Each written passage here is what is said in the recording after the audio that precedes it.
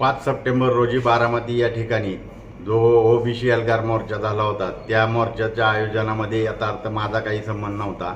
परंतु मी पाठीमागं 20-25 वर्षामध्ये अजितदादांच्या विरोधात राजकीय उमेदवार उभा करून निवडणुका लढवून आणि बारामतीतील 30% विकास आणि 70% भ्रष्टाचार हा बाहेर काढल्यामुळं आणि लोकसभेला जो मलिदा गँग हा शब्द प्रचलित महाराष्ट्रभर झाला, त्या ह्याच्यातून जी किरकिरी अजित पवार गटाची झाली, त्याच्या रागातून, त्याच्या आकाशातून अजितदादांच्या सांगण्यावरून त्या ओबीसी मोर्चामध्ये माझ्यावरती गुन्हा दाखल झालेला आहे. आणि त्या ह्याच्यामुळे अजितदादांनी जी शपथ घेतली होती पद आणि गोपनीयतेची, लोकप्रतिनिधी अधिनियम 1950चा भंग केल्यामुळे मी अजितदादांच्या विरोधामध्ये महामहिम राज्यपाल आणि माननीय विधानसभा अध्यक्ष यांच्याकडे काल तक्रार दाखल केलेली आहे, जी रजिस्टर पोस्टाने पाठवली आणि ईमेलनी पाठवलेली आहे.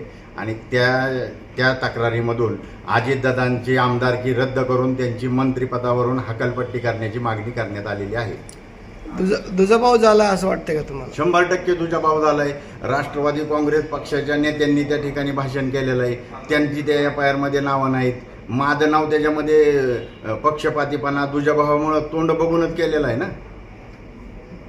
पुढचा पावित्रा काय असणार आहे? पुढचा पावित्र्य काय? मी राज्यपालांकडे, महामहिम राज्यपालांकडे तक्रार केली.